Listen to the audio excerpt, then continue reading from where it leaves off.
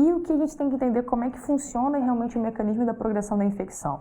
Vamos dizer hipoteticamente que é um elemento dentário que foi acometido por uma lesão cariosa. Essa cárie chegou até a região da polpa e ela acabou se disseminando. Quando ela se dissemina, lá embaixo na região do periápice, começa a ocorrer o granuloma periapical e depois o cisto periapical, que acaba sendo infectado. E aí a gente vê que existe uma progressão dessa lesão, ou seja, aquela lesão cariosa não foi tratada, a infecção, o dente está todo acometido, já teve a formação desse cisto periapical. E aí a gente pode ver que, às vezes, ele pode ter sua exteriorização, ou seja, um agravamento devido a alguns casos específicos, dependendo do hospedeiro pode estar imunocomprometido, o grau da infecção é extremamente alto. Então, às vezes, vamos dizer hipoteticamente que é um quadro de Streptococcus aeróbio. Então, fazendo uma associação com um quadro de celulite, já que é um aspecto mais misto dessas bactérias. E aí pode ter a oxirredução, ou seja, a diminuição da presença de oxigênio ali na região do sítio onde está sendo acometida a infecção.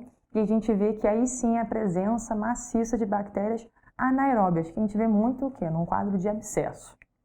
Então, o que a gente tem que entender normalmente qual é a origem dessas infecções? Né? Pode ser periapical, devido à cárie dentária, ou pode ser também periodontal, devido a uma bolsa periodontal persistente, que não foi tratada, um saco pericoronário de um dente parcialmente erupcionado.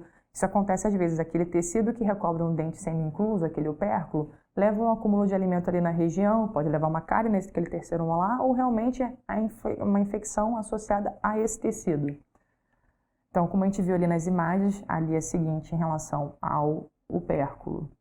Então, a gente vê que os estágios da infecção acabam sendo 3, para falar a verdade, né? O estágio inicial em si, né, da infecção, ela começa a se desenvolver, também pode ser uma osteite periapical, ou a celulite, em alguns concursos ainda considera como fleimão esse termo, né? Mas que na verdade é o mesmo estágio que da celulite, e o estágio, entre aspas, final, pode-se dizer, acaba sendo o abscesso, devido àquela oxirredução.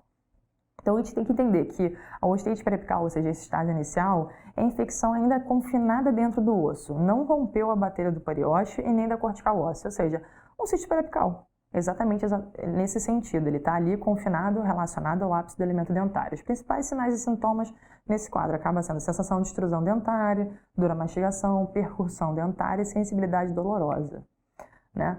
Já num estágio de celulite ou fleimão, a gente vê que já é uma disseminação da infecção aos tecidos adjacentes. Só que não é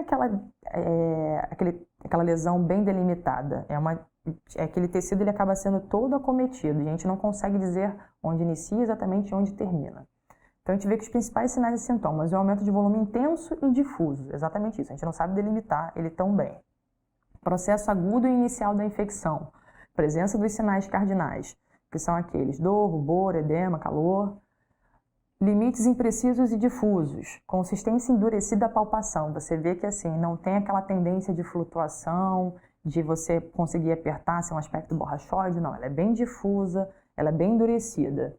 Não há necrose tecidual significativa, ou seja, não há produção de pus ali dentro.